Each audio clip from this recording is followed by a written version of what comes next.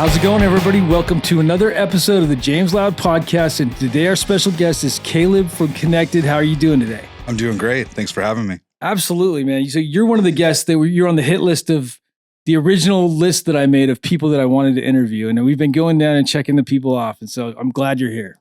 Yeah, I'm glad I finally made it. The opportunity came up and I said, absolutely. Everyone had, I haven't, quite frankly, I haven't paid like a ton of attention to podcasts in general. I just listened to like my one or two. Right. And I asked around and everyone's like, yeah, that's the biggest, probably, if not one of the biggest in cannabis. You got to be on it. So thank you. Yeah. We've worked really hard and I feel like it's happened organically. I was on the Future Cannabis Project and did the James Loud show. We did 43 episodes there. And I said I was going to build a studio. I did that. And then we've done over 100 episodes now. It's pretty wild. You know, it takes a team. It's so much bigger than myself and it takes good guests, right? At the end of the day, it's all of the quality of the podcast totally relates to the quality of your guests. And we try to hit the mark with a little bit of everything. So we don't go for just one style of guest. And it's been a fun ride. Yeah, I can tell by the hats over here. You've got a pretty varied guest list. So sounds like you're mixing it up pretty well, which is great. I think podcasts run the risk of, you know, kind of going down one channel and getting stuck there. And then you kind of run out of things and you replay guests or whatever, but spreading it out amongst the industry. You got vendors, seed guys, flower guys. We got OGs. We got Luke Scarmazzo on here. He did 14 years. And I like redundancies for some things, but it's like you can have too much redundancy with podcast guests. But the beauty of the cannabis industry is now, as opposed to 20 years ago, you can be an expert in your field, whether that's breeding or whether that's, you know, cultivation or extract. You don't have to do it all. And back in the day, we kind of had to do everything.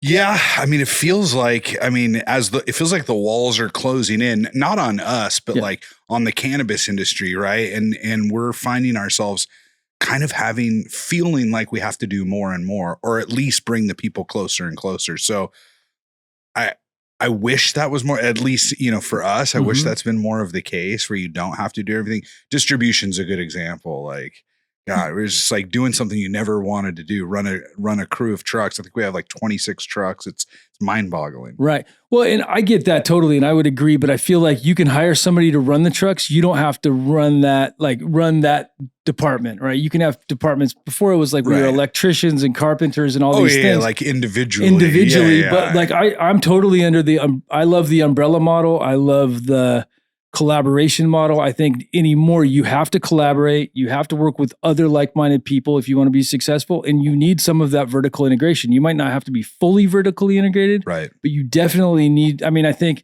genetics is a huge thing. If you can do that in-house, if you grow good cannabis, you can do pheno hunting. Right? I feel like that's the ticket. Because if you don't grow well enough, you might as well have somebody else doing that part, right? And if you're just going to grow mids, it doesn't even matter anyway these days. Yeah. And you know what I've noticed? So that question comes up a lot. Like why is your genetic program better or different? And it's not that it's necessarily better. It's not that we're doing anything unique. Genetics and pheno hunting is not crazy complicated. It's the whole thing, the whole chain of events. It's the deciding what to cross with, then doing the pheno hunt, making the selections. And then probably the biggest component of it is getting it to market and finding the stage for it. Right. And I think that's where a lot of people, it kind of goes back to having to do everything yourself. I think a lot of people continue to try to do everything themselves and they want to name it or, they want to design the label. I mean, we've fallen victim to that. I've had to let go of more and more to give it more chance of success, right? Because what I like in my narrow vision, especially as I've gotten older, doesn't always hit and being able to pass that off. But I think I've seen a lot of genetics that were really good and worth, quite a bit. In fact, even though we have the vast majority of what we grow commercially, probably like 90% of it is something that we developed in-house. Yeah. But that other 10% is stuff we've either got from some friend or whatever, or so sourced off of clone menus, just random, like weird names, and we've brought it in and we're like, holy shit, this is yielding, high THC. It's like hitting all the marks and I've never even heard of this strain. It's probably something relabeled. Right. And it's something else someone made and wasn't able to take it to the big times. So much of that happens. I've seen so much good stuff too that has just not been in the right hands. Gelato 41. I think you're kind of synonymous with Gelato 41 to a degree. I wish I could take credit for creating it. You know, they created it. The Cookie Fam guys created it, but we were the first ones to grow it commercially, and then Gelato 41 still to this day is one of the best parents to breed with. I've bred with it myself. Yeah. I 100% agree. It is and the funny thing is like you look at Gelato 33, you look at any of the other gelatos, and there's a lot of instability with the genetics. Whereas Gelato 41, it basically translates to the parents. You could put it out in a field. If you use it as a parent, especially as a donor, you can cross it with stuff and you're going to get a pretty consistent expression. Whereas Gelato 33, like the S1s, for example, of Gelato 33, you'll get 25 different phenotypes that are very different, right? Whereas Gelato 41, you're getting only a handful. And I feel like it translates to strength, structure, it checks a lot of the boxes. Yeah, it really does. And as the perfect parent, I consider that to mean that it's not dominating. Like it's a very strong presence. It's very clear that it's part of it. Right. But also like when I think about Gelinade, when people ask us all the time when we crossed it with the lemon tree, and it's just the perfect pairing of the two of them. Right. It looks much more like gelato, but smells like Gelinade, and the flavor, or smells like the lemon tree, but with that hint of the gelato back end. It just really, it doesn't overpower anything, but it never cedes, its presence. Like it's very clear that it's part of the package. Right. And I really like that when we're breeding. Yeah, I love when you can take two parents and then improve upon them. A lot of times I see this happening more and more as where guys make a cross and it's not better than either one of the parents. And it's like that has a lot to do with pheno hunting, but also stuff on paper sometimes sounds a lot better than the reality of it. Skittles times Gelato 41, it's amazing, but there's a lot of work that goes into finding good phenotypes. And I think some people don't have the infrastructure set up to be able to do large scale hunts. And it's like, you got to go through a lot of plants sometimes. Sometimes you don't, but sometimes you really do. What do you think's the right number? I think it's different on everything. Cause I just popped a bunch of drips that I made, which is Z-Runts and grape gas. And it's just absolutely amazing. 20 of them my guys wanted to keep out of 40. Right. And it's like, so sometimes you get lucky and it's like, and out of that, we narrowed it down to 5 that are really special. But which is still a home run. Dude, 5 out of 40 is insane. That's great. It's crazy. You know what I mean? Usually it's 1 out of 100. I like that 1%. I want the 1 percentile because I think a lot of guys, they go through 20 or 30 and they're missing something. They might be missing the winner. But another way I look at it is a whole room. Like if you're popping stuff, you're going to find winners in that room. Even if you were to pop 10 of this, you might not find anything in that 10, but the next 10, you might find something good. But I like to keep it around 50. I think 50 is a good number. 100 is ideal, but it's based on your infrastructure and your setup too. So for us, I think 50 is pretty good. And we're constantly going through 60 lights of plants. So, and we do that multiple times. So what about you? I agree with you. I think in a perfect world, it's about 100. We have to cast such a wide net to keep that genetic, that fresh genetic launch calendar rolling in the rec market. And now that we've launched our third brand, Smokin' Promises, we don't really have I think we do 5 a year, and one of them, I think we go big and we do 3 100. But the majority of our hunts are between 30 and 50. Yeah. And it's produced a lot of good results, but I oftentimes find myself, where you do a cross that there's just no doubt in my mind that it should and will produce something great. Totally. And then you just wasted, 3 months because you did a 50 or a 30 and you didn't get anything out of it. Or you find yourself trying to nudge something into the winning spot when it really doesn't deserve to be on the stage, Yeah, it's so tough because I feel the same way because I get attached to like this cross being so good. Yes. And then all of a sudden we're looking at the finished material and it's like, so sometimes we have to run stuff twice too, where it's like, okay, well, we didn't grow it that good this time. We need to really focus on these because I know there's something in there. And sometimes you hit it and sometimes you don't. But I've been able to detach myself, and you have to cull a lot of stuff. You know what I mean? I think that's a sign of a good breeder too. Someone who's able to just get rid of it and make that decision. Like this is not going to work. Right. I had to pull myself out of a lot of that process. Like because I have the hardest time letting things go. I Yeah. want to see the best in everyone, including the Mm-hmm. phenos. I'm like, but this, I can tell it can be someone, Totally. and so I had to just remove myself. We have a pretty comprehensive process. We've incorporated a number of people and a pretty, a good system, a scoring system.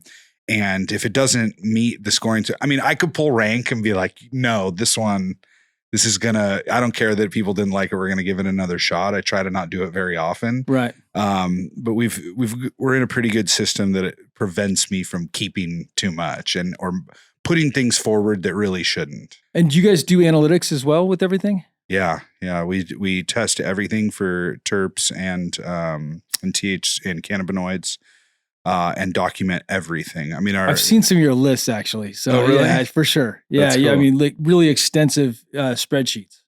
Yeah. It's daunting. I can't even, they're like, oh, reference, line 1,300. And I'm like, no, I'm not looking at spreadsheets that go that in depth. So we have a great R&D department.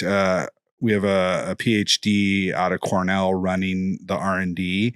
And he comes from a data background, and I think he was working in tomatoes before, and so he was just like collecting data, and so now he collects the data, organizes the data, and then helps present it in a way that we can absorb it and then give feedback and make quick decisions, and that's been instrumental. That's allowed us to go way wider. Yep. If it was just me and Ted, just knocking our heads on the wall, we'd probably still just be doing larger 50 to 100 pheno hunts, keep it a little bit more simple and less data and a lot of that. Well, let's smoke it and see how it goes. And it's like, but you can't smoke everything. And that's the other thing people don't understand. It's like, I would love to be able to smoke everything. We have 60 lights. There's just no way you're going to do it. Mm-mm. But I can tell a lot of times what's going to smoke and what's not going to smoke. At least I have a good idea. And that doesn't always translate, but most of the time, at least we have a good idea of stuff based on the nose, especially. Interesting. So for us, that has not, or at least me, that has not rung true. I came from brokering weed, right? And that's how I came up in this space. I was not a grower. Mm-hmm. I figured it out because I realized we had to, that was an area that was underserved and a lot of people weren't doing a great job when I decided to learn. Right. But I just look in the bag, smell it, looks, is this going to sell and at what price is how my entire mind worked. And so I'm still, burdened by that a little bit. So I haven't been able to adjust my lens. And so I find myself picking, I'm like, this smell and looks. Yeah. And then we have what we refer to as the sensory panel now. It's like these tastemakers all throughout the state that they get drops of all the different stages of the breeding and testing process. And I find that I'm wrong more, like what they're saying translates, like they're picking phenos that aren't as good looking. The noses are a little bit more nuanced and, so I can, after they kind of explain why they made a certain selection on the nose, I can see it.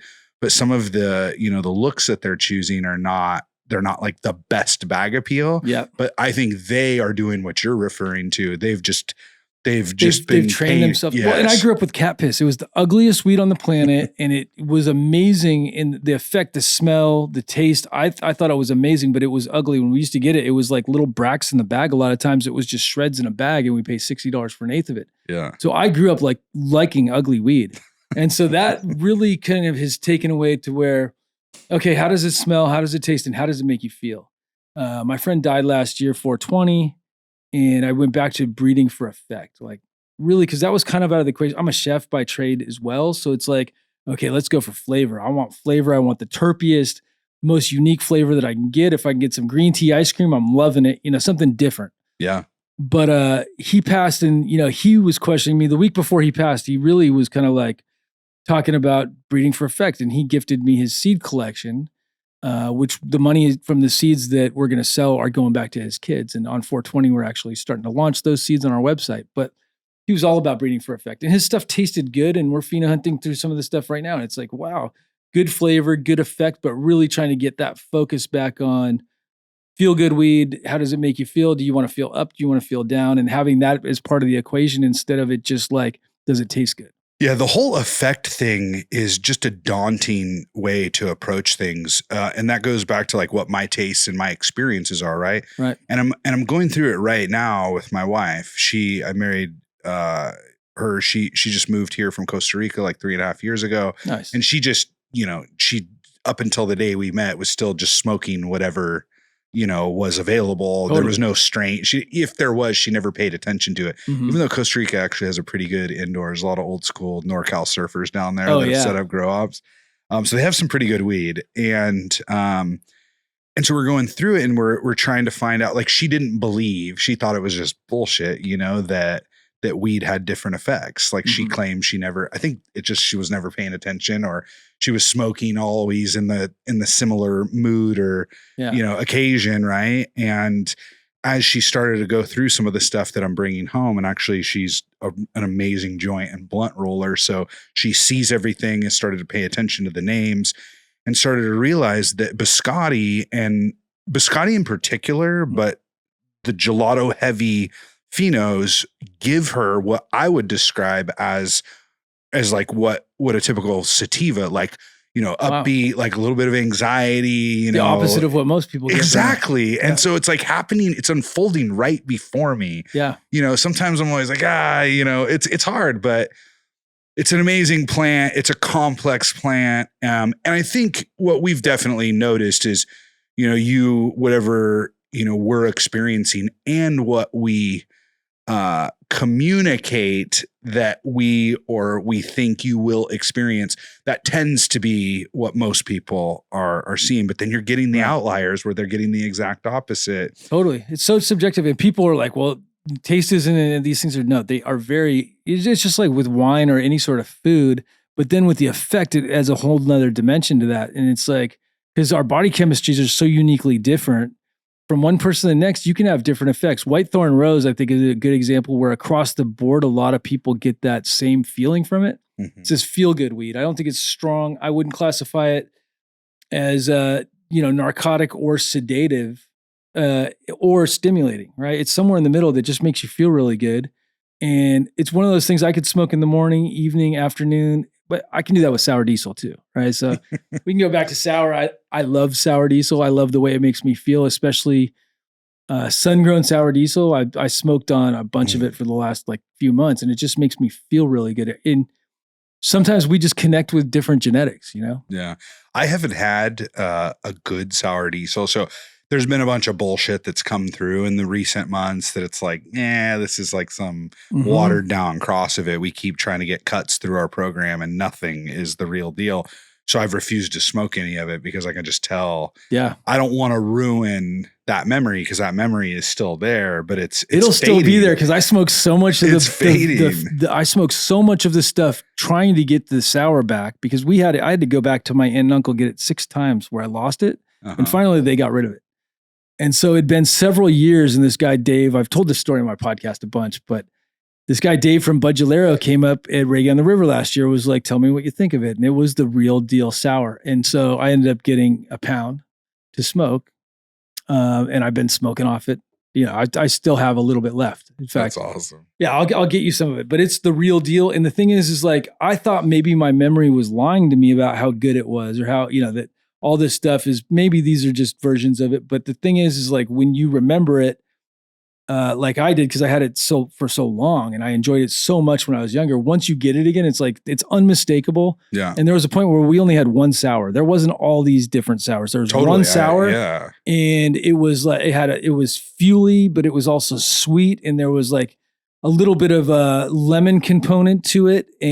But it was very unique in its own thing. And no matter who grew it, it was always like that. Now, I think some of the genetics probably have drifted, you know what I mean, through potential pathogen contamination, hop latent viroid, or systemic bacteria, even stuff like that, where I think it could have changed the expression.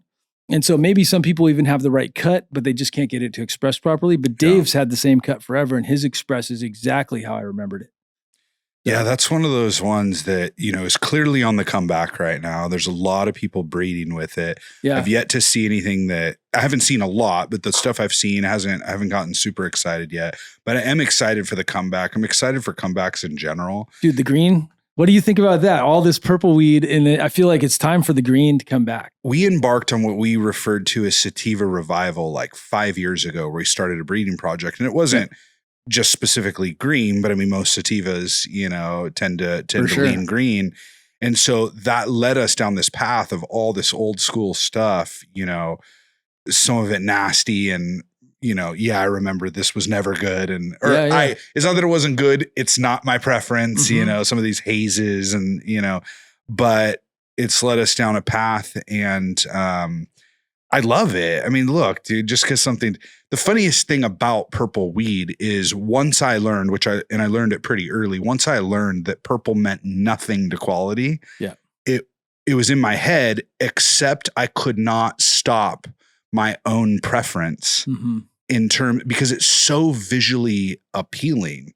Like when you look at a really well done purple bud that's got that nice gradient, not solid purple. I don't like it when they're solid purple. Yeah. I like it when it's like what I would say like 70-30 or 80-20. And it's like that nice hue. Yeah. Like I think Gelinade has a really nice, when done really well, has a really nice blend of green. But to this day, visually, I still prefer purple, even though I know it means nothing to quality. Right. But in terms of what I prefer to smoke right now, it is green weed all day long. It's J1, a lot of stuff from the Jack Herrera, whole family area. Oh, there's a lot of good Jacks. That's what people don't understand is in California, people hate Jack Herrera. And I got to say hair like terror because, but it's so funny because like in California, I think it's the least liked strain. Maybe in the streets, Blue Dream is disliked, but in rec, people love Blue Dream. Blue Dream's the #1 selling strain. Yeah, in California. I love Blue Dream too. In its own right, Blue Dream is extremely as a grower and someone who used to grow Blue Dream. I loved growing Blue Dream. It was the best. It makes you feel so good. Yeah, it makes you feel good nice, as a grower. Happy, totally. Yes, as a grower too. Dude, you're like, I can do this. I crushed.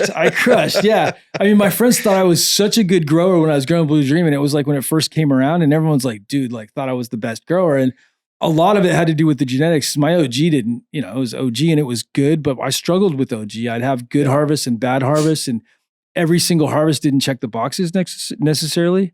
But Blue Dream was like every single one of them was good. And sometimes it was a little more sticky or a little bit, brighter, but it was loud. It was, when I used to grow it, it was amazing.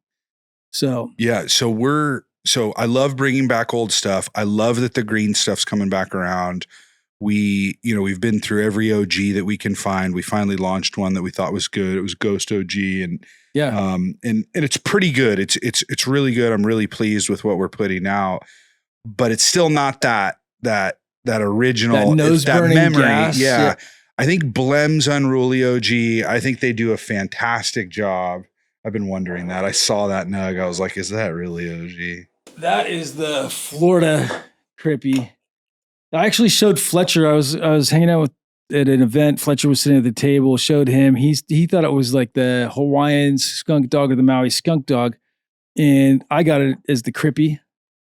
And it's definitely got the nose burning gas and it definitely is strong, but this washes and it grows like a sativa. It's got narrow leaves and really, it stacks pretty well, but it has really thin leaves and you just don't see gas like this anymore.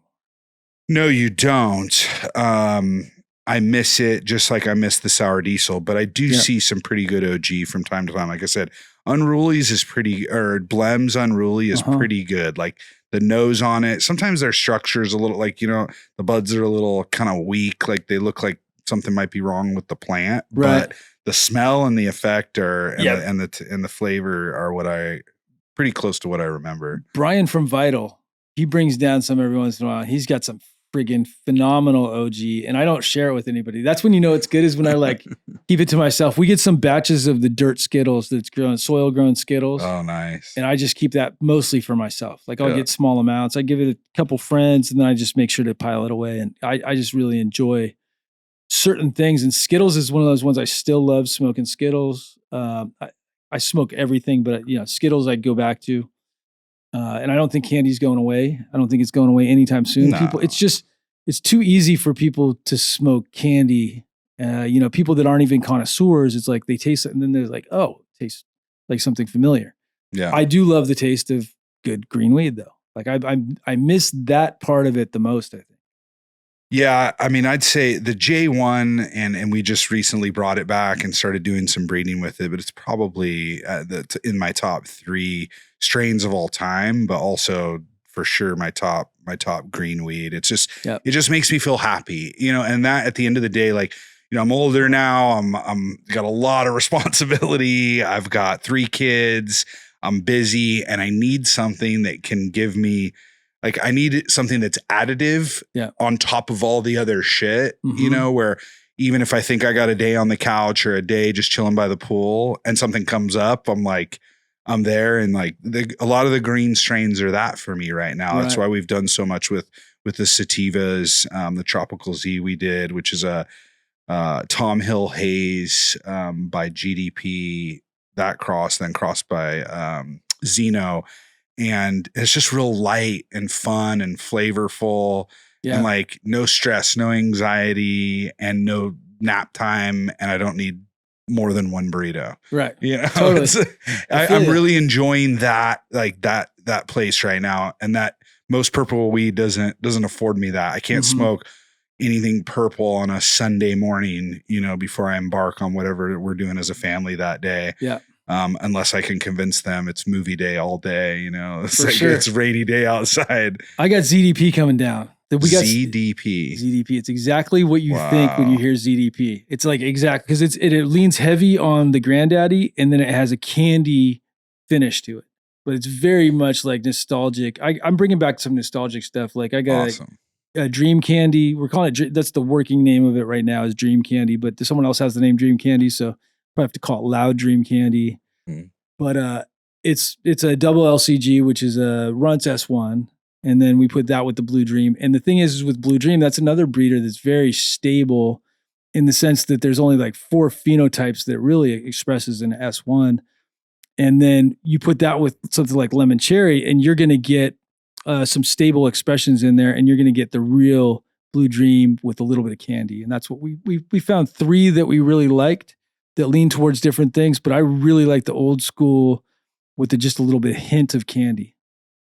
So I want to hear more about the ZDP though. How have you grown it? Yeah, already? We've grown it. How does that yield? So we pheno-hunted it. Could something yield lower than Skittles? Like, yes, you can cross it with GDP. You can cross it with GDP, and you're going to get a low yield, and you're going to get a slow veg, right? Yeah. So it's everything the growers hate, but everything that smokers love. Right. And I think that's where it's trending right now. If you can find that pocket. Oh, really? It might wash better. Yeah. It'll wash better than Skittles. I guarantee you that, because Skittles is washing like 1.5 to 2%. So and I love rosin too. So I do more of the rosin in the morning. Like I'll do dabs in the morning before I go to the gym. But I don't dab throughout the day because it makes me super tired. But if I do one good one in the morning before I go to the gym, I'm not smelling like Juan over at UFC Gym. He comes in reeking of his joints, and I'm high, but I take the nice little dab. Yeah. The reason I haven't gotten too much into dabbing is, I don't know, call me lazy, call me whatever, but I just don't like keeping the rig all clean. Like I've done it and it's like, it gets all gross and I'm just not into it. But someone recently gifted me the Puffco, like the pen looking thing where you flip, and that thing has been fantastic for me. Yeah, I got a Focus. I fucking love that. I got a Focus V1 for you today too. So and they're competitors, but I like both brands for their own things. Sam is a great guy. He's also a good friend of mine. We do events. But I'll give you some rosin. So I recently got heavy into understanding rosin for breeding purposes, right? So like I don't want to be an expert in making it, but I really need to understand it more, the different microns, which ones to combine. And then also when I'm breeding, what are we really breeding for? What kind of heads are we breeding for? All these different things. And so I took a deep dive into it. I work with SF Canna. And so they've been working on some rosin projects with some of their stuff. And we're going to be producing some washers. And I felt like I had to educate myself. So I started smoking a lot more rosin, also hash holes. And it brings back to like, I like hash holes. Yeah. And it really brings back to like that umbrella model where you have to have a bunch of different product SKUs anymore. You can't just settle on flower. Now I'm like, okay, well, I'm not doing the cultivating, but with my cultivation partners, I want to be able to bring flower We want to bring joints. We want to bring hand rolls and pre-rolls, something that's economical. Rosin, hash holes. I think hash holes is a no-brainer, and people love hash holes for the terps. So, but it's not the most economical way to smoke rosin, because it's like I put a 0.5 gram in there, and it takes me a while to smoke a 0.5 gram of rosin, but I can smoke a joint with a 0.5 gram of rosin in the evening. That's a power joint, right? That's a power joint. Yeah, but and the funny thing is, so I want to be able to roll them because I want to teach people my guys how to roll them so I can QC everything. And so I wanted to learn how to roll hash holes properly. And there's a huge learning curve to that. Yeah, I haven't tried. I should say I have tried. I have not rolled them very well, very successful. Yeah. I've actually done them in blunts. I really enjoy blunts. Like blunts is probably my preferred method. Although it started to wear on the throat a little bit. Yeah. And so, and because of the volume we're asked to smoke on a regular basis because of our breeding program, the joints are a lot easier. Yeah. But I can't roll like these beautiful, I can't do that. Yeah. So I had my wife take a class from one of the hand rollers up in Sacramento. Not a class. CGO, it was like, hey, or which one? It was Christian from Sacramento. He taught her, and I was just like, because he rolls some of our stuff for some of our events sometimes. Nice. I'm like, hey, can you just sit with her and teach her, because she likes doing it. She's really good with her hands, and so she does them when she's feeling up to it. So I'm just like, I've sort of backed away from it. I'm like, I'll let you do these. I got a lot of other shit I got to do. Totally. Well, yeah, and I feel like, it's one of those things. There's a pretty big learning curve to all of it.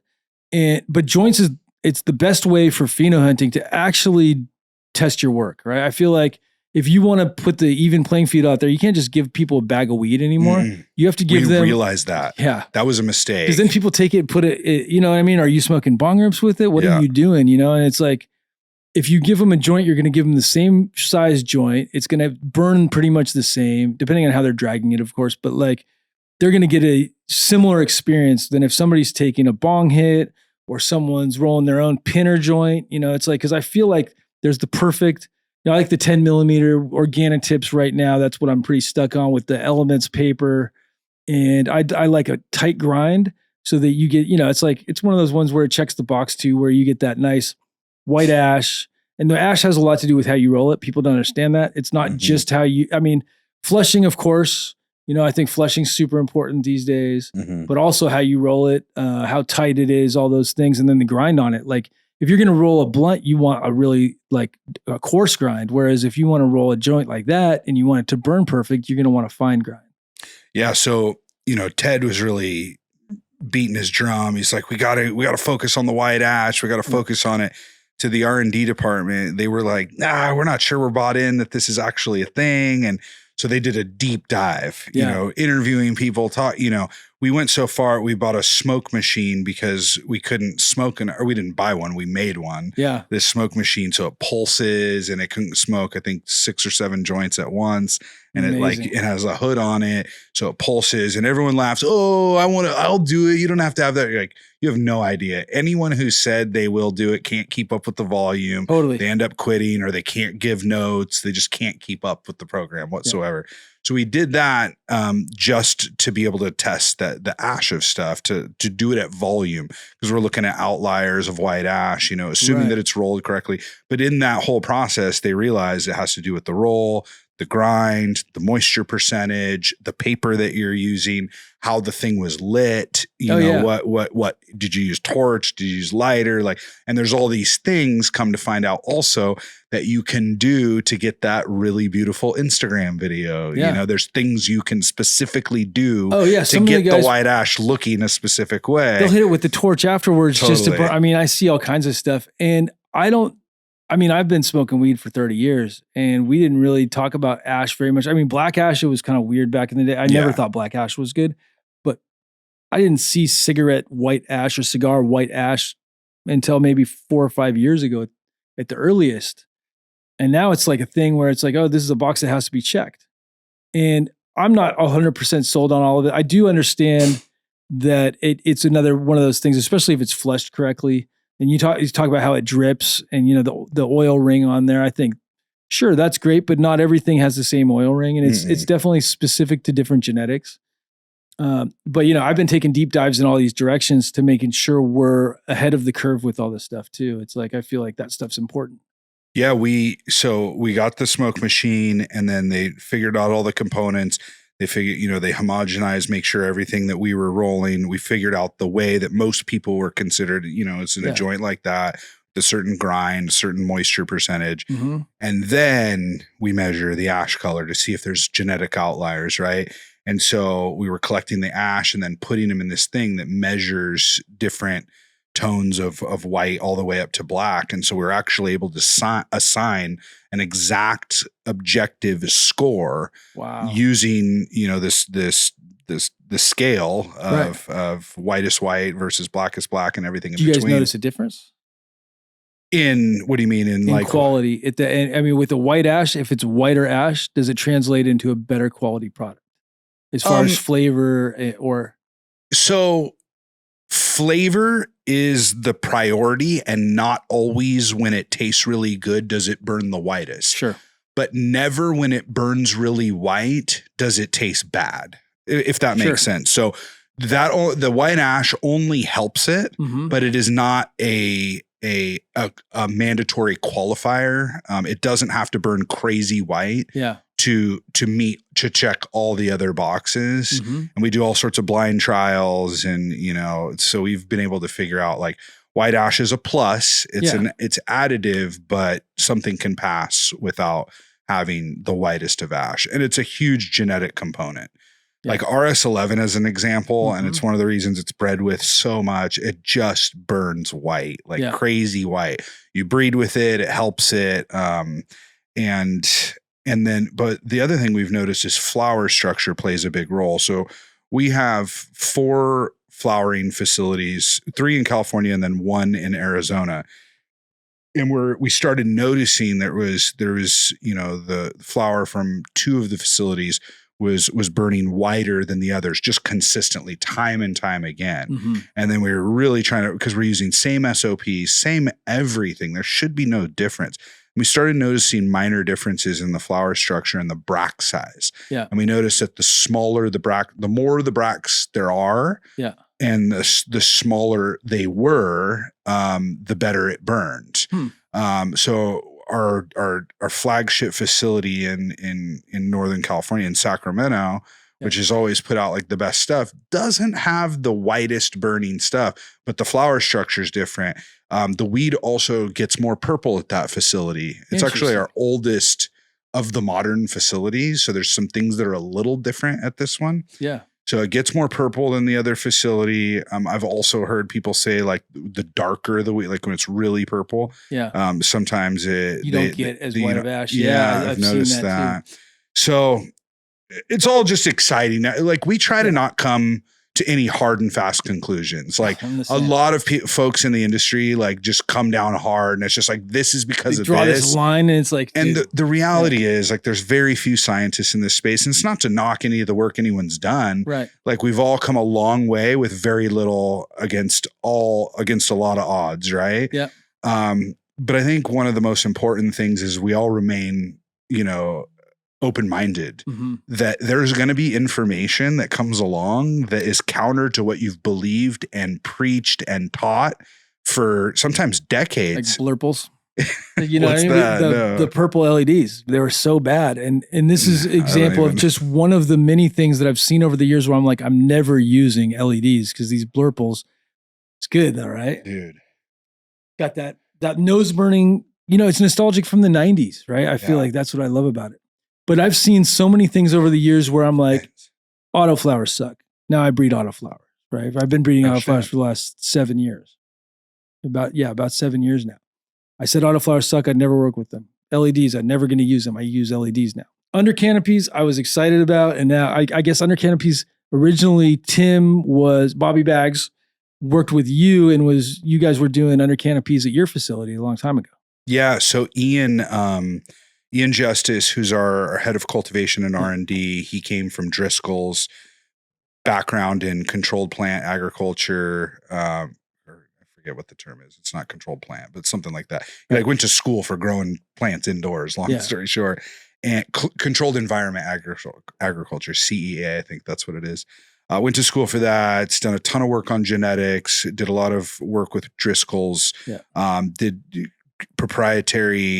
a proprietary technique for growing blueberries in pots. Like no one had ever done it before. Said it couldn't be done. He did it, increased yield. So he's got a really interesting background. And in his first few weeks, he's looking at the plant, one of our purple strains, and it's like top 2/3 is purple, bottom third is green. What's going on? This is not good. This is not right. Like this shouldn't look like this. Yeah. And he had some LEDs from a project. They were GE LEDs that he had from a project from side lighting on blackberry plants, because I guess they grow blackberries really tall. Oh wow. And so they had experimented with side lighting. I guess it wasn't worth the output additional output in blackberry. So he just like had them in his garage, and he brought them in, rigged them up and put them under our plants. And first round was like 25% yield increase. Wow. And it was like, what? Yeah. And everyone's like, oh, the numbers. They were like looking back at the numbers. We didn't have as good as data collection back then. We're like, is this real?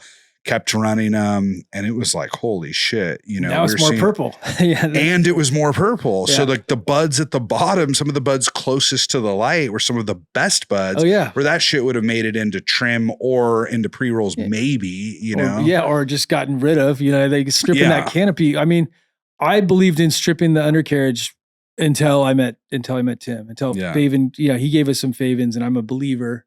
Not only just a believer, but I think through trials, we test everything here. We're an R&D facility. So it's always, okay, well, let's use a control and then test this against the control. And light lifts is another one. It's like, I like light lifts because you can basically tune your lights down. You're not running them as hot. So you're basically not using as much electricity. You can bring them right down on the plants. And with the lights we're using, it works great. So, and then combined with the Favens, now we're saving a bunch of money.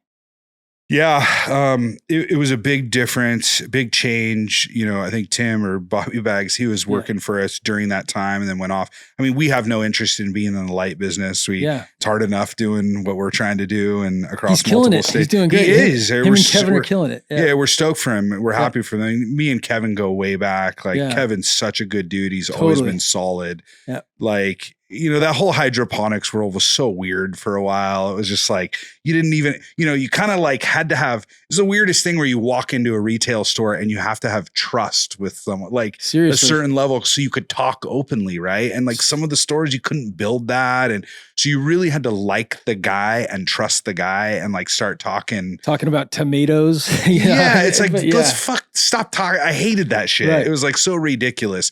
And so I would really choose who I'd work with. I'm like, okay, I don't expect you to talk like that in the first few transactions, but dude, I've been coming here for 6 months. Like, can we have an open conversation? There's no one in the store right now. Yeah. Let's talk business. And some of them wouldn't do that. And it was annoying. For sure. Like Kevin was just and I forget his partner, but Kevin had a partner, that ended up getting locked up and doing some time, but we first dealt with his partner. And that was like the coolest dude I had ever dealt with. I'm so bummed I forget his name.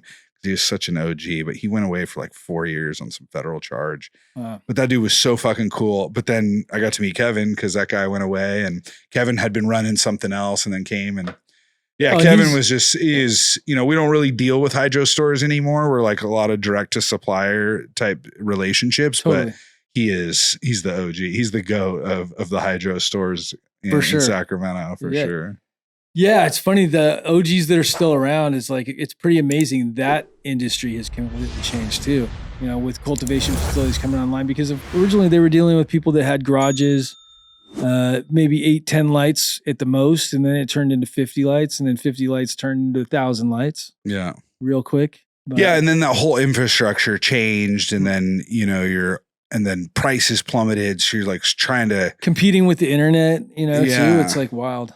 And then the suppliers are coming direct to us. They started marketing direct to us, or not even marketing, just straight up, cold calling. Like, hey, like there's no, buy in bulk, buy our stuff. Let me ship you a pallet. Yeah, try this out. Yeah, yeah. And then Ian had all these contacts. Oh, so anyways, we worked with GE over the years, and GE was not interested in targeting the cannabis community. They're like, they don't pay. They're a pain in the ass to deal with, and we're not interested. But Ian, because of who he was and the language he could speak, they were willing to talk to him. So we worked with GE over the years, and we're on iteration 5. They since sold that component of their company to some other lighting company who we have no relationship with. And now we're looking at all the under canopies that have come up since, and we're going to, see which ones we want to move to. But it was him and who he was that allowed us to create that relationship with GE at the time and go through different iterations, different diodes, spacing and spectrums, and then created that. And they've been great for us. And it's been, it's the most recent. I don't know what's come to the hydro. I guess like the whole Arroyo, like the monitoring, that's probably, even though that's been around for, I think, a long time, it's now, if you don't have that, it's like, what are you doing? Environmental control, like crop steering, that crop steering. So important. So I think aside from that, I think the under canopy lighting was the biggest revolution to happen to indoor cannabis farming in recent years. Before those two, it was double-ended bulbs, and seriously, it was, which was like 2012, something 2013. Like EPAPs came online before Gavitas. EPAPs, oh my God, I forgot about EPAPs. Yeah, it's crazy that certain names of products bring on a nostalgic feel. Totally, I'm like, it's just thinking about that time and that excitement level, like, we're gonna make so much more money. And then you did, but it was also hard. And there was this whole learning curve. And we used to run ducted hoods, and now we're running, bare bulb, and we had to readjust all our calcs on everything. It was crazy. Well, and most people that were moving forward from a long time ago, they didn't have enough dehumidification. We didn't calculate that correctly. We didn't know any better. But I think a lot of people still don't have enough dehu, and that's one of the things that happened. So Ian came in, and we introduced, we did small trials. So the yield increase was a percentage of the room or percentage of the canopy. Right. And then when we did whole rooms, it was like the whole thing broke, and we're like, okay, when you all of a sudden increase yield by between 20 and 30%, that's a whole lot of transpiration that wasn't happening before. And now all your calcs are gone out the window, and luckily we had extra power, but a lot of people just, their rooms, they put in every light they could with their power service, and an extra, 705 or whatever the DHUs are. There's no room for that. Exactly. Or you got to cut lights, and people don't want to cut lights. And so they're growing, and they sacrifice quality, they deal with botrytis, and they deal with PM and other issues like that. And then they're in the cycle of death, right? And they can't seem to get out of it. And no one wants to, the owner doesn't want to hear, that they got to cut lights out, and it doesn't believe the grower, doesn't think the grower is doing a good job, or whatever the system is. And they just circle down the drain. Well, it's like once you get botrytis or some of these fungal pathogens in your air systems, it's like then you almost have to completely replace your air systems. You can scrub to a degree, you can use UV. There's ways you can treat it, but man, if your drying room has botrytis circulating in it, you're gonna have problems, and it's gonna be on the surface of the plant. It's a little bit different, but like it won't affect you. Sometimes it's a couple weeks after you put it in the bag, you have problems. Yeah. I've seen a little bit of that going on. Oh yeah. Yes. We've seen it all. In fact, on the topic of pathogens, we're dealing with Aspergillus right now, and that sucks. It does, because it's also not harmful at the, at just the presence of it isn't necessarily harmful. Everywhere. It's everywhere. Like literally, it's in this room right now. I guarantee it. On us. I heard it's in your nose. It's in baby food. Like it's fucking everywhere. Yeah. And it's a detect or non-detect test in California, which is just ridiculous. Mm-hmm. In Arizona, you have the option on your testing to choose for, I think it's the presence of Aspergillus or the presence of the myotoxin or whatever that it creates, right? Which it rarely turns into. Mm-hmm. We're like at 0.01% fail rate over the years in Arizona. And we're at 5-6% in California, same weed, same yield, same everything. and no one's dying. No one has gotten sick. No one's reported anything in Arizona. In other states, it's total yeast and mold, and those are at different levels, but it's arguably a much better measurement, right? Because total yeast and mold can be a bunch of things. I don't even pretend to know if that's relevant, but what I do know, what we're dealing with in California it's not practical. It doesn't make sense. And not only are we dealing with it, like we don't think that we have an outsized amount of aspergillus fails. We have become the target of battling between labs. We were working with one lab. And then we pulled our business because they weren't giving us, their results started to vary significantly from where they were. And we're like, this doesn't make sense. Either something's wrong in your protocol or we don't know what's going on, but it doesn't work for our business anymore. So we went to another lab and we told them the reason why. Well, they worked with some other labs who are also kind of on that end of the stick where they're holding up some high and mighty posture of they're doing things one way and these other labs aren't doing the right way. And they're all on this warpath attacking the other labs. It's the worst, because there are haters out there and they're just looking to come after you and looking to come after me and everybody else. And it's like, it's so crazy that you can do that. And the thing is of course there's going to be variance. The thing is you're testing, like if you have a 5-pound bin and you're taking a random sample out of there, you don't know if that was from the top, from the bottom, where it was, you know what I mean? And even if you homogenized a bunch of it, which would give you a better result, it's not going to be 100% accurate. So they turned us in and then it resulted in the DCC going and pulling stuff off shelves. Like they're pulling stuff off shelves that's been in market for 3 months. Like it sucks that unfortunately our product sometimes sits in market for 3 months. But it's like, what is the environment that store? What's the temperature of their storage? Like, did their AC go out? Was it during rainy season? And it shouldn't penetrate, right? But you never know what conditions are there. And it's like, and not to mention it passed COA and it's in market. Well, now they're going on a witch hunt and they're coming, they're pulling samples. And then they come back and pull samples from the same batches again. We're getting recalls right now from samples that were pulled in January, and they're just issuing a recall right now. It's like, if you're truly after the health and wellness of the consumer base, why did it take you 3 months from the time you pulled the sample to the time you issue? What is your testing protocol? Guess what? What is your testing protocol? They were given $15 million in the budget to build a lab. 6 years, no lab. There's no DCC lab. We don't know which lab they're testing with. Are they testing with one of our competitors? That seems to be a conflict of interest. Totally. Are they, meaning one of the competing labs? It's a competitor, right? That's a conflict of interest. They won't tell you their protocol. They won't tell you who they're testing with. They say, no, we will give you zero information. Pull $100,000 of product off the shelf this week, pull 200 off the shelf next week. We're up to $1 million of embargoed product and zero transparency into what is going on.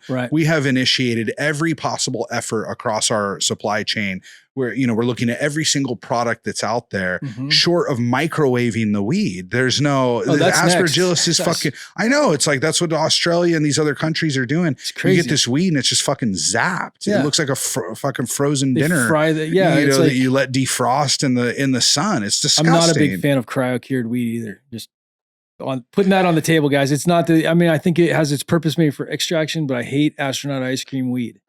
So it's one of those things.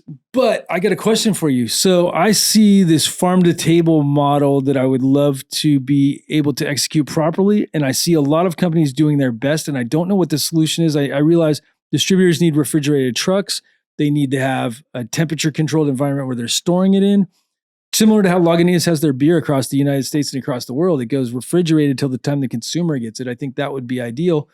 But it's like, how do we solve this problem to where a consumer goes in for the first time and they hear all about connected, then they go buy it and they're not satisfied with the product. And it's not because it's not good. It's because it's 6 months old. I don't know what the solution is. What's your opinion? So we're working on that. It's for multiple reasons, but to have good and accurate sales and demand forecasting data, we're trying to get these retailers. So I'll start at the retail level, right? Like there shouldn't be 6-month-old product on the shelves. And for that, we need visibility into the retailer's inventory. And in every other CPG product that is out there, it's in the best interest of the retailer to give the supplier insight into what is on their shelf, because we don't want 6-month-old product on the shelf. No. I don't care how much money I got to lose. If that didn't sell, we want that product. We want to replace it with fresh. But unfortunately, the retail network it's this hodgepodge of people that have, some of these guys, including myself, we've been in business for 15 years. We started on a shoestring budget. Right. And then we've developed over time. Well, okay, you've developed, but now we've got to further develop, and you got to open yourselves up to some of this data and allow the provider to get insight into what's on the shelf. Because that's a product quality issue first and foremost. Mm-hmm. But then it goes in, and it plays into some of these other topics that we're talking about, aspergillus. And a lot of these retailers are super resistant. It's like as if they give up some of their data, that it's like, giving up some secret proprietary information. Yeah, it's just like, but it's what's best for you. Like if we have data into what's on your shelf, we'll swap it out. Yeah. And we can backfill. By the way, if you sold out of something fast, you should want us to backfill it and put it in. Yeah. If it's empty, if the spot for biscotti is empty on your shelf because you sold it so fast, you're losing revenue. We're losing revenue. Give us visibility. We'll get back in and backfill it or take off the old stuff. Yeah.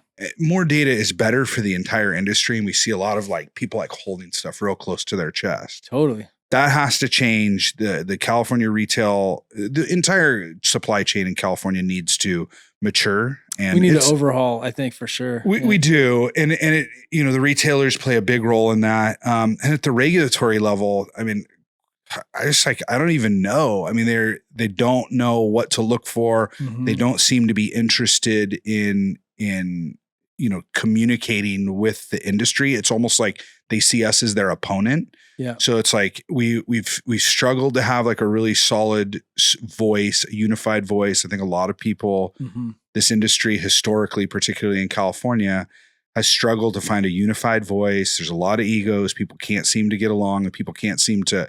It's like we all have a lot of things we'd like solved, right? But we should narrow them down to 3 and tackle those 3 as a group. Yeah. And we'll get to the other 15 some point or maybe never. But if we tackle the biggest things together, at least we're making an impact. And right now feels like everyone's just on their own island and willing to stay that way. Mm-hmm.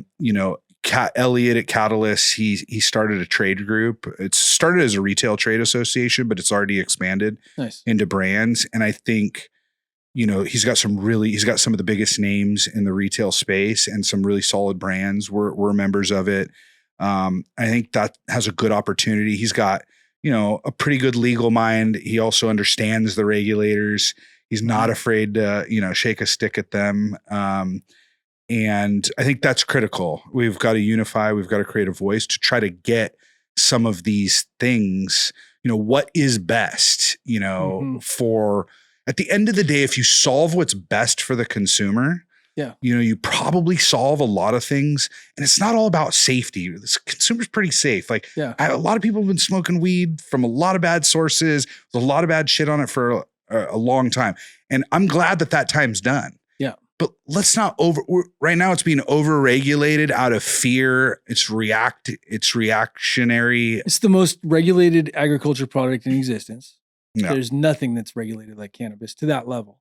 Right. Yeah. And it's definitely over-regulated. And, it's sad to a degree. I mean, I think all these things will get worked out over time, hopefully.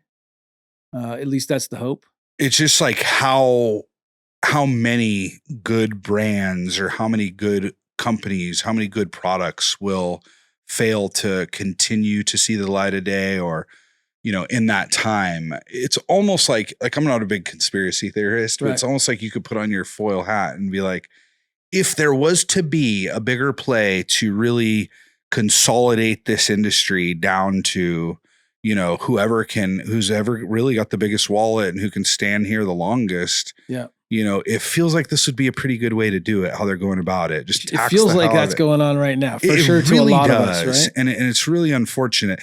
And then you've got the hemp thing, which is it's it's honestly laughable, Right. really, like what's happening. It's like, Well, look at Texas, right? I think that's changing in Texas, but yeah, it's well, wild. they're trying to, but some people think it's not going to go because there's so much money behind this hemp thing. It's like all of us in the cannabis space have tried so long and put so much blood, sweat, and tears and so much money into this. And then we're just watching this thing happen. Totally. You know, and a lot of us are playing a role in it. And look, I don't fall on either side. I'm like, I'm a get money. Like if you can get your money, you get your money. And I'm never gonna, I don't want to hate. I don't hate on anyone in the hemp space. Right. I'm hating on the regulators. Yeah. It's like, make up your fucking mind. For sure. Like I just want to know what's what. And if I need to go play in that space to appreciate what full blown legalization looks like, fine. Like then I'm going to go do that. And I'll keep this, this propped up over here. The problem is they keep moving the needle. So the second you jump over there, they're like, nope, now that's not allowed. And then you're stuck back over here. And then they allow it again. And I think it's just such an unstable market right now. It's really hard to tell which direction. Someone who is a hard worker and wants to invest their money properly, it's almost impossible to guess what's next right now.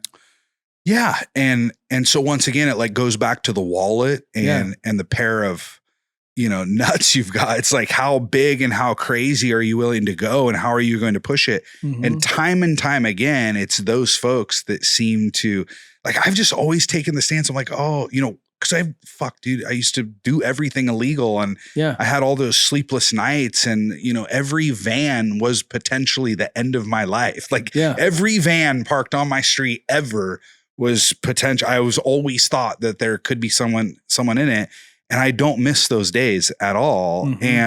But then it's like, it feels like it's going back to, it's not quite like that, but it's like, you got to be willing to just take all these crazy risks and just put yourself out there. I mean, weed is being shipped internationally right now on a scale. And I'm not talking about the legal shipment. So like what is happening, outside the legal network that is coming from the legal network is fucking mind blowing. And it's wild. And the thing is they could be making tax money off this. So much money in international. I think there's all these international markets and we produce the best cannabis in the world, right? The United States. I think it's been proven. Not even a question, right? It's not even a question. Yeah. And the thing is we could be exporting to Germany right now. Everyone wants our product. Right. The thing is we're not allowed to export it. And it just sucks, right? It sucks for a lot of us that I think would be benefiting from it, including the government. Yeah, it's disheartening. And I think it was either today or yesterday, there's a new article or a new, mention says White House does not see rescheduling as a priority. Yeah. Big surprise. I mean, it's just, once again, you go back to the tinfoil hat. It's like, are we being given like about as clear message as we'll ever get? Like, this is not the path. Like this will not. It's the race to the bottom. And then everyone that survives this race is going to be very successful. I guarantee, and I'm in it for the long haul. You're in it for the long haul. I'm not going anywhere. I'm not going anywhere. I don't have anywhere else to go for one thing. I've come to that realization. I'm like, what? There's nowhere else to go. This I'm not is the life go back I've to the chosen. No. But it sounds like you're not going to go back to the kitchen, but you're going to bring this into it. Everything I do circles back to genetics, right? So everything we do, we are going to do a cooking show. And I love being able to cook on that level. But if I had to cook every day, I'm a workaholic. So if I cook, if I own a restaurant, I'm going to work there 16 hours a day, 7 days a week. And that's not the life I want to live. Right. But I love cooking for my friends. And I love being able to provide. The thing is like, with cannabis and all these things, I provide an experience, right? If I can provide an experience for people, that's what I love more than anything, especially for my friends. Because I feel like that's what life's all about. If you break it all down, life's about experiences. Like those are the things you can't really buy. Yeah, you can buy a vacation, but it's those experiences you have on those vacations that make it memorable. Yeah. And, I've had some amazing experiences with friends and I've cooked for a lot of people and had great experiences. I think they've had great experiences from it too, but I get personal satisfaction from providing the experience. And so doing a cooking show, that's a lot of fun. Now, how will weed be incorporated into the cooking show? Like, is the weed going to be in the food or is it just going to accompany? No. Okay, I don't put weed in food. That is not my, First of all, I can't handle it. So. No, I enjoy rosin gummies from time to time or whatever. I get the 10 milligrams and I bite a little piece off them. You know what I mean? I'm not really Everyone's like, are you serious? I'm like, I am the biggest lightweight when it comes to edibles. Yeah, like, give me some mushrooms. I don't care. I'll eat the shit out of some mushrooms. But when it comes to edibles, I go light. But the thing is I smoke a lot, right? So I enjoy. So what we're doing in my show was I was just going to cook for my friends. Then of course my partner, he's like, okay, so how do we bring this back to genetics? I got this idea, and so we're going to do omakase style, and we're going to do like 5 to 7 courses, and with each course, you're either going to get a dab, or you're going to smoke a joint, or you're going to try one of these new devices that people have. And it's going to be with our genetics, right? So we pair the food with the different courses. It's all bite-sized stuff. And then I got Q-Bone, who's Snoop Dogg's personal chef. He's going to come on as my sous chef initially. No way. And it's going to be a lot of fun. And then we can have 5 or 6 people in there, and we can mic them all up and have good conversations. And I feel like I like being able to set people up with other people to where we have great conversations. And then it's like, if you get a diverse enough crowd, you can talk about some really cool stuff. That's really exciting. I refuse to use the word foodie, but I'm a foodaholic. Yeah. I just love food. I've never cooked professionally, but I cook, almost every single night in my house, and every single morning I make my kids their breakfast every morning, and I cook for the family every night. I love cooking for my friends. As I've gotten busier over the years, I've found it harder to do like the more complex, longer time, right.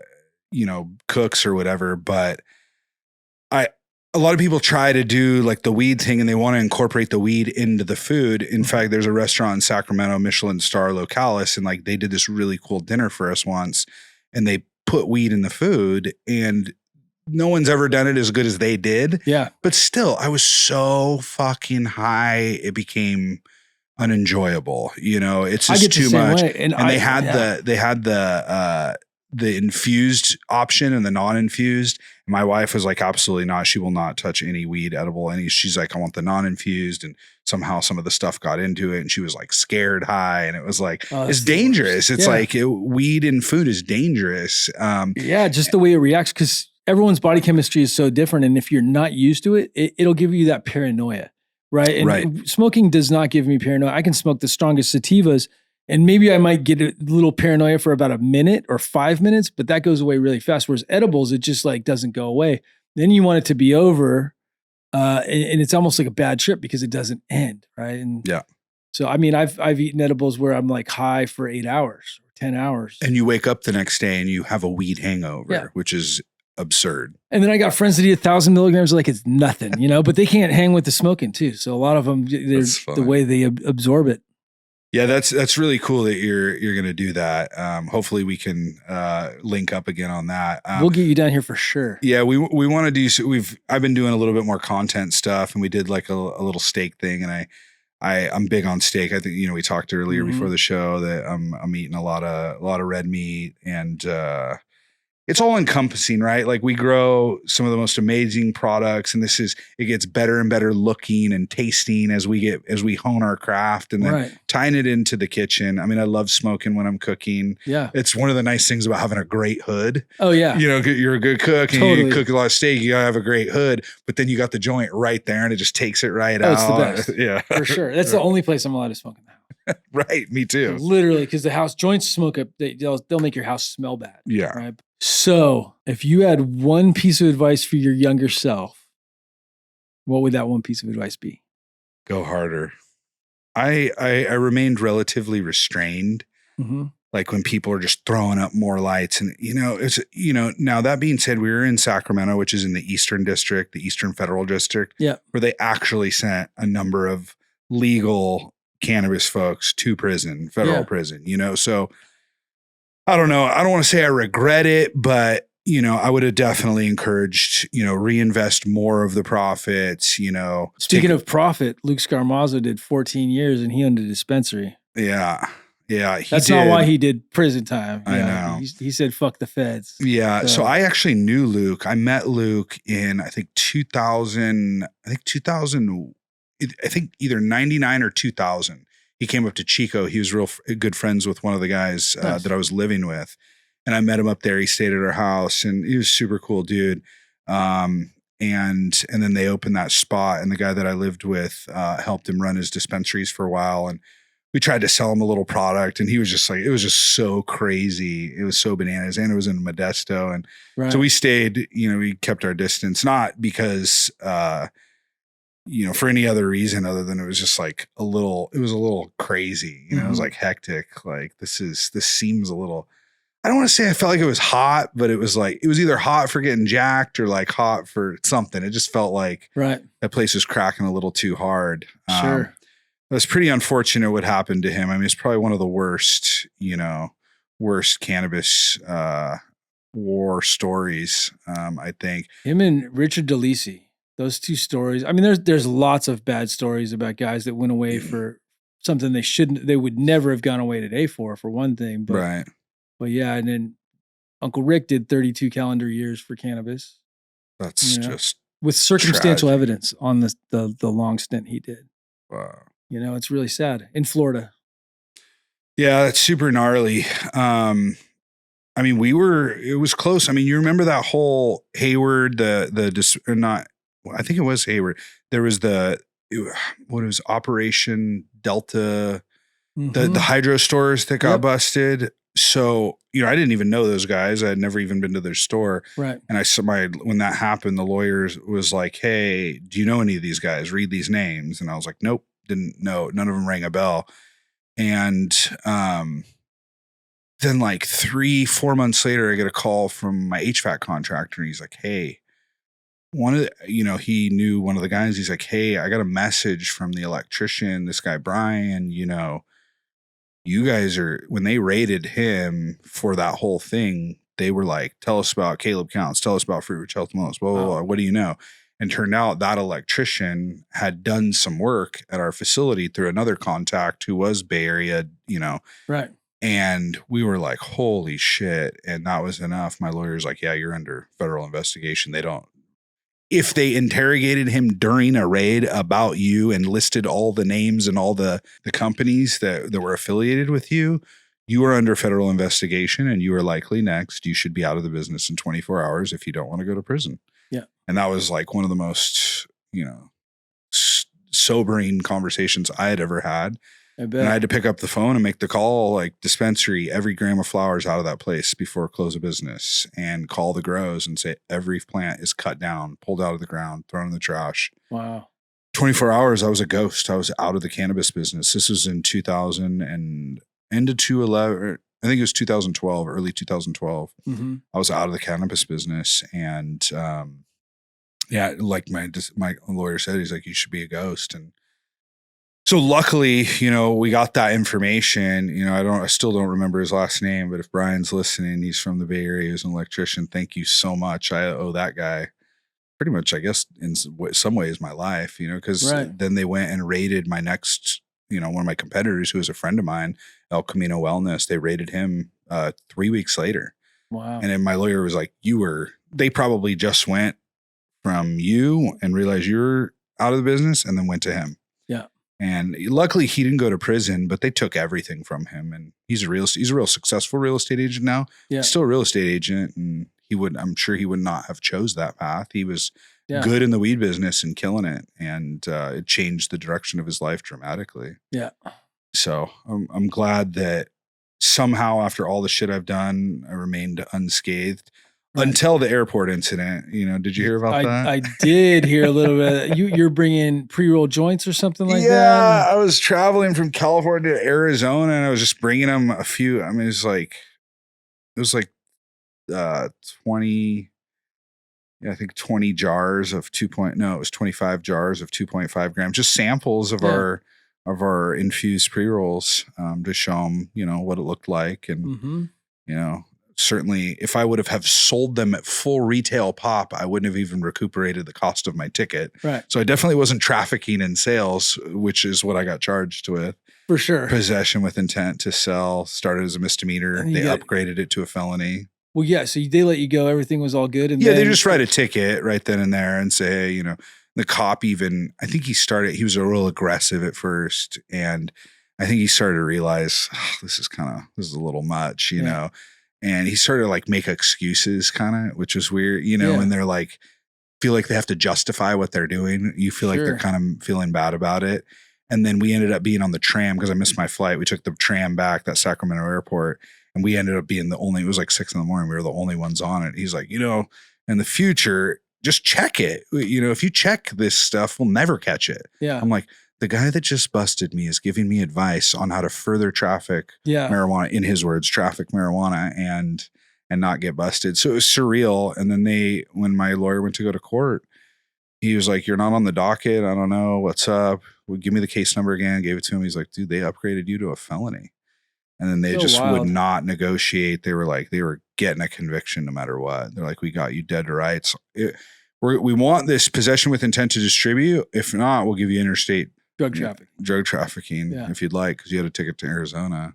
Well, I just had an experience at SFO. SFO of all places. So I was actually going international, and I had a little bit of my personal, and I was going through security, and literally I was going there to film Mila for her 80th birthday. And so I had a little bit of my personal or whatever. And I go through, and I'm fine through security, going through the, scan my ticket, and I'm walking through the tunnel, and the guy's like, how much cash you have on you? I'm like, $400 and maybe some euros, like $60 in euros or something like that. He's like, you smell like weed. How much weed do you have on you? I'm like, oh, a little bit of personal. He's like, okay, let's take a look at it. So they start taking it out, and he's like, what's this? I'm like, that's a little bit of extract. There was a little bit of rosin in there. And then he's like, well, where's the flower? I'm like, well, you'd put it on the counter. He didn't even realize it was in there. And like, so I'm like, so my flight's about to leave. Am I good to go? What's going on? And he's like, I got to talk to my supervisor. And I'm like, you've got to be kidding. So I missed my flight. They take me in the back. To where were you flying? Barcelona.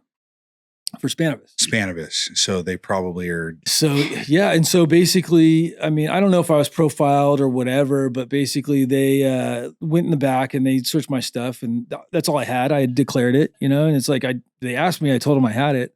They let me go. They signed. I basically had, the funny thing is they took 4 tests on the flower. It was some Skittles. It was harvested early. It was super fresh.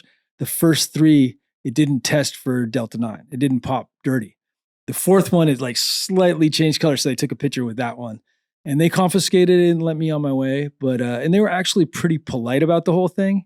But I learned a lesson. I missed my flight. I had to fly 24 hours later. Sucks. Yeah. So I think a bunch of people got in trouble flying over there with stuff. And it's like, really? I have a hard time flying anywhere with not knowing what kind of cannabis is going to be there. I enjoy my medicine. Right. I treat it like medicine. I believe it's medicine. Yeah. I have a doctor's recommendation still. I'm one of those people that still gets doctor's recommendations.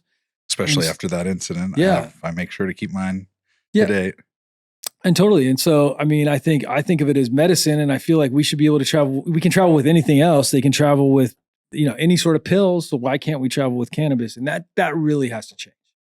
Yeah. I actually just had an incident in Cabo's airport, and they profiled me for sure because I pressed the button. It was green, and he was like, nope, you come right over. Oh, wow. I watched them profiling people. They're profiling mostly people of color. I was the only one that wasn't, but I noticed everyone else they pulled over was someone of color, which is shitty. But they searched my shit. They're like, tell us where it is. Where's the weed? Where is the weed? Where is the weed?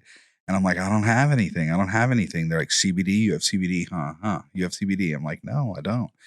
And then they like went in I have like, a little pill container that has like a bunch of mixed, just random onesie twosies of shit that they're my backup. Yeah. Like in case I forgot, my vitamins or my medication or whatever. Ibuprofen. It's like, we got to have this shit. It's like the random shit. And there was 3, the heavy hitters. They're my favorite, sleep, the heavy hitters CBNs. Yeah. They have 5, I think they have 5 or 10 milligrams of THC, and they're like, what's this? What's this? Cause it's just a pressed pill. It has no label on it. Right. And then I'm like, fine, that's CBD. And they're like, and that was like the admission. And then they went deeper. Then they pulled my wife aside. Then they went through her shit. They're like, tell us where the weed at. I'm like, fuck. And they brought out a test machine, and they're breaking up the pill, and they're putting it on the thing. And then they, and it wasn't popping.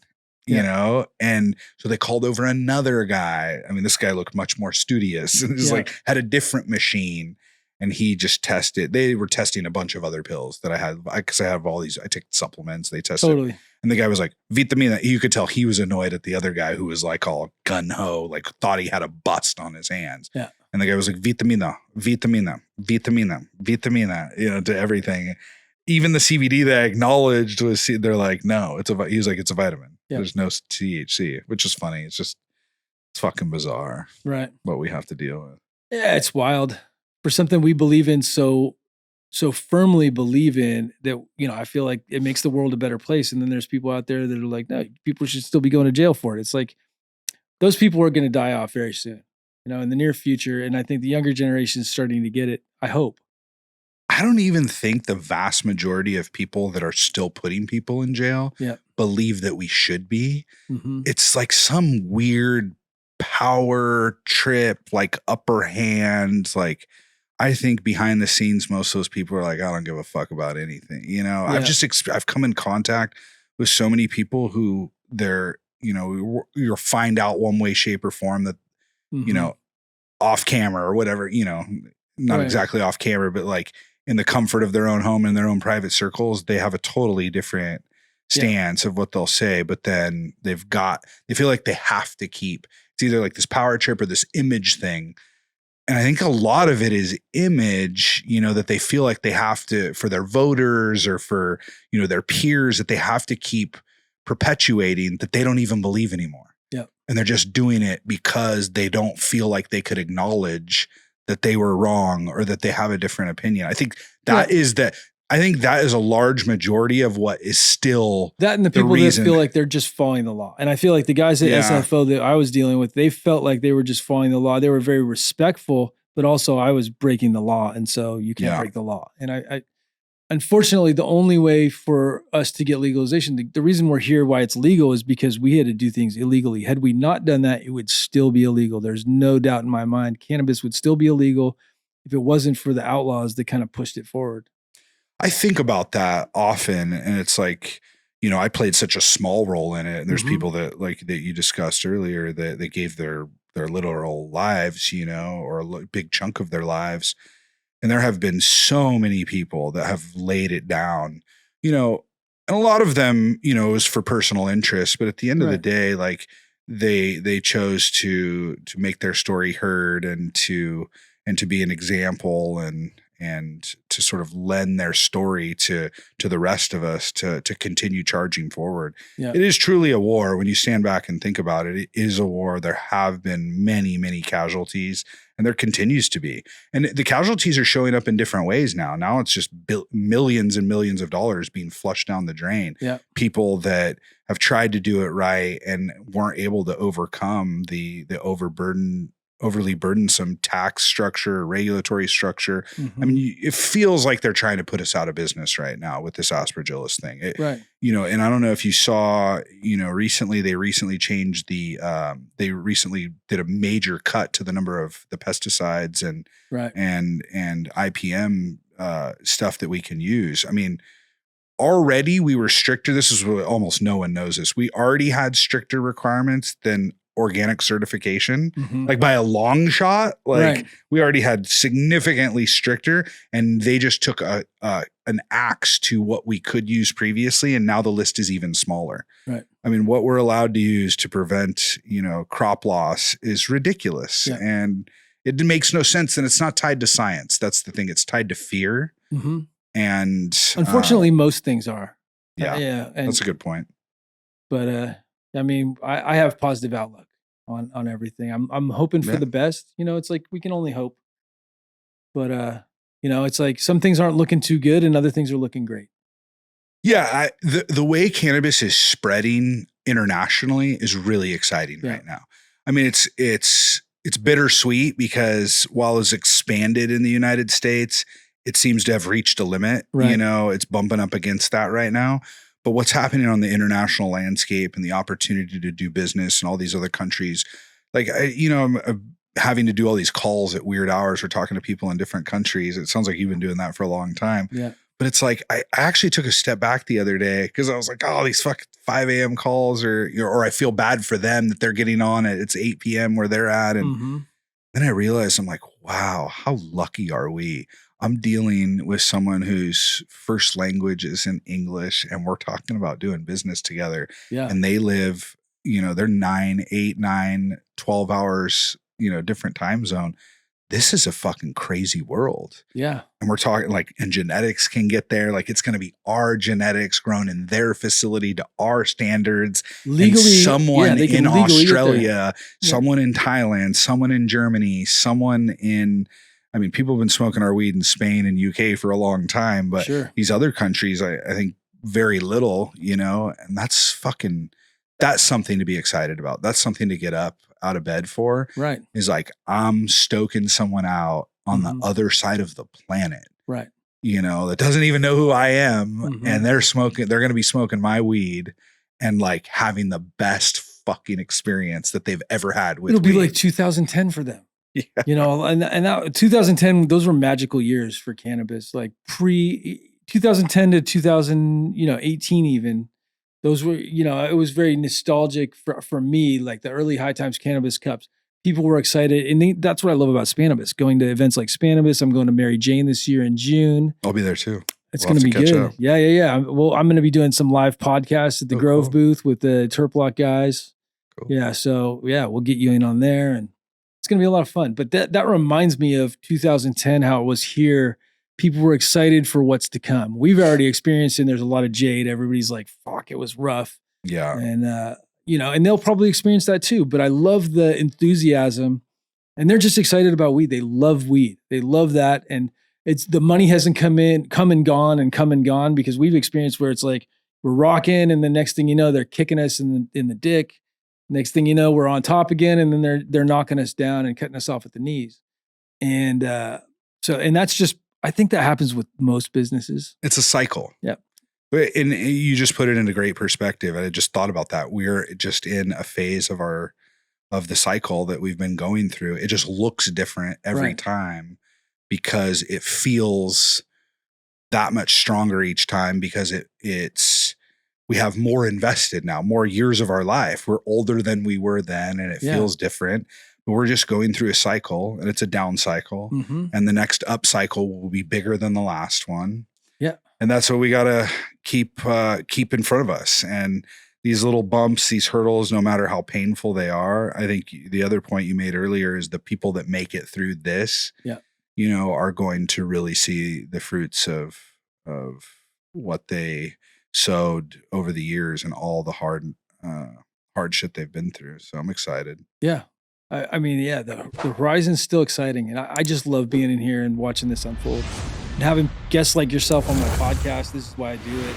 I love this experience. For me, I talk about experiences. Like this experience for me is just so gratifying where we have the opportunity to interview people like yourself and all these other people in the industry and hear their stories and like also see the stories unfold and being able to get these names out there for some of these smaller people too. It's great to be able to give people a platform. So thank you so much for coming on the show today. It's been a blast. We'll get you on the cooking show. I'll see you in June at Mary Jane. And maybe I'll be up your way next month with some genetics. If people are looking to find out more about Caleb, where can they go? You can go to connectedca.com. And our Instagram account, unfortunately, is down. We're starting a new one. So it's connected.intl. At connected.intl is our new Instagram page. Please go give us a follow. And then my personal is at counts, COUNTS. Nice. And like you said, I'll be at Mary Jane. And I want to thank you, man. It's very clear what you've done is really cool. And this platform that you've created, and you've done it in such a professional manner, and your reach is vast. I can tell that. And I'm glad to have met you, and I'm looking forward to continuing to be able to work together and exchange cool stories. Awesome. Yeah, I look forward to bringing some genetics by too. That'd be great. Awesome. Thank you very much.